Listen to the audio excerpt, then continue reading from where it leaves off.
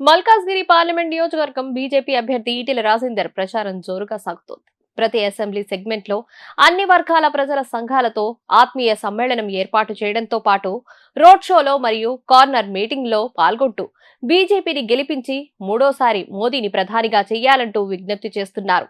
కాంగ్రెస్ మరియు బీఆర్ఎస్ పార్టీలను విమర్శిస్తూ ఈటెల ప్రచారం కొనసాగుతోంది.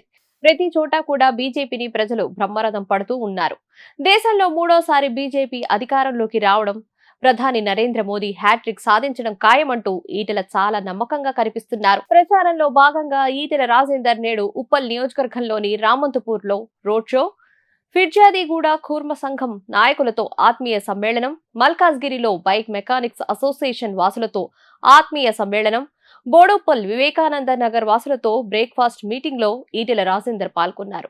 రామంతపూర్లో నిర్వహించిన బీజేపీ విజయ సంకల్ప రోడ్ షోలో పాల్గొన్న ఈటెల రాజేందర్ కాంగ్రెస్ పార్టీపై తీవ్ర స్థాయిలో విమర్శలు చేశారు. ఈ సందర్భంగా ఈటెల మాట్లాడుతూ కాంగ్రెస్ పార్టీ మొన్నటి ఎన్నికల్లో ఎన్నో హామీలు ఇచ్చింది. 6 గ్యారంటీలు, 66 హామీలు, 420 సమస్యలు, మహిళలకు ఆర్టీసీ బస్సులో ఉచిత ప్రయాణం తప్ప ఏ ఒక్కటి అమలు కాలేదు. మళ్లీ కాంగ్రెస్ పార్టీకి ఓట్లు వేయండి. రాహుల్ గాంధీ ప్రధానమంత్రి అయితే మీకు ఇచ్చిన హామీలు అమలు చేస్తా అంటున్నాడు ముఖ్యమంత్రి రేవంత్ రెడ్డి. అది అవుతదా? మీరే ఆలోచించండి.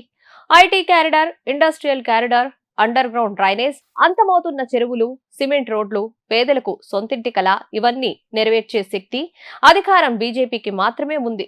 దేశమంతా ఒకటే నినాదం, మరోసారి మోదీ గారు ప్రధానమంత్రి కావాలి. 400 సీట్లు గెలిపించాలనే సంకల్పంతో ఉన్నారు. కాబట్టి అక్కడ మోదీ గారు ఉంటే ఇక్కడ మీరు నన్ను గెలిపిస్తే ఎవరి మధ్యవర్తం లేకుండా, ఎవరి పైరవి లేకుండా నేరుగా పోయి అన్నా మల్కాజ్గిరికి ఈ సమస్యలు పరిష్కరించండి అంటే పరిష్కరిస్తాడా లేదా మీరే చెప్పండి అన్నారు. ఒకటి, ప్రజలకు ఇచ్చిన హామీలు నెరవేర్చకపోయినా ప్రజల్ని మోసగించిన వాళ్లపైన పోరాటం చేసే విద్య 14 ఏళ్లుగా నేర్చుకున్నా.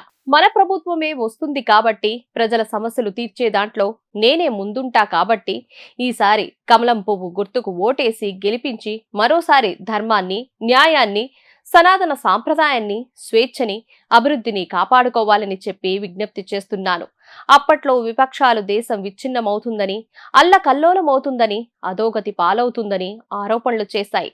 కానీ ఈ 10 ఏళ్ల కాలంలో దేశం ఎంతగా అభివృద్ధి చెందిందో మనకు తెలుసు. గత బీఆర్ఎస్ ప్రభుత్వం కేంద్ర పథకాలను కూడా తమ పథకాలుగా ప్రకటించుకుంటూ ప్రజలను మభ్యపెట్టడం వల్ల మోదీ గారు తెలంగాణకు ఏమి చేశారో తెలియకుండా పోయింది. పేదలకు సొంతింటి కల నెరవేర్చాలని 4 కోట్ల ఇళ్లను కట్టించారు. పల్లెటూర్లలో మహిళలకు టాయిలెట్లు లేకపోతే స్వచ్ఛ భారత్ పథకం కింద 12 కోట్ల ఇళ్లలో టాయిలెట్లు కట్టించారు. బీజేపీ ప్రభుత్వం మళ్లీ అధికారంలోకి వస్తే రిజర్వేషన్లు తీసేస్తారని కాంగ్రెస్ కూటమి అసత్య ప్రచారాలు చేస్తోంది. కానీ బీజేపీ అగ్రవర్ణాల పేదలకు కూడా రిజర్వేషన్లు కల్పించింది. మందకృష్ణ మాదిగ చేస్తున్న కేటగిరీల పోరాటంలో కూడా నరేంద్ర మోదీ గారు తమ మద్దతు తెలియజేశారు. దీనిని బట్టి మనకు అర్థమవుతోంది బీజేపీ రిజర్వేషన్లకు వ్యతిరేకం కాదు అని. మోదీ ప్రధాని అయిన తర్వాత అత్యున్నతమైన రాష్ట్రపతి పదవిని దళితులకు ఇచ్చారు. ఆదివాసీ మహిళ అయిన ద్రౌపది ముర్ము గారిని రాష్ట్రపతిని చేశారు. అవినీతిలో కాంగ్రెస్, బీఆర్ఎస్లు దొందే. రైతులకు 15,000 రైతు బంధు ఇస్తామని చెప్పారు. ఇప్పటి వరకు ఎవరికీ రాలేదు. ఇలాంటి కాంగ్రెస్ పార్టీకి బుద్ధి చెప్పే విధంగా రాబోయే పార్లమెంటు ఎన్నికలను ఉపయోగించుకుందాం. మల్కాజ్గిరిలో నన్ను ప్రధానిగా మోదీ గారిని కమలం పువ్వు గుర్తుపై ఓటు వేసి గెలిపించాలని ప్రార్థిస్తున్నాను.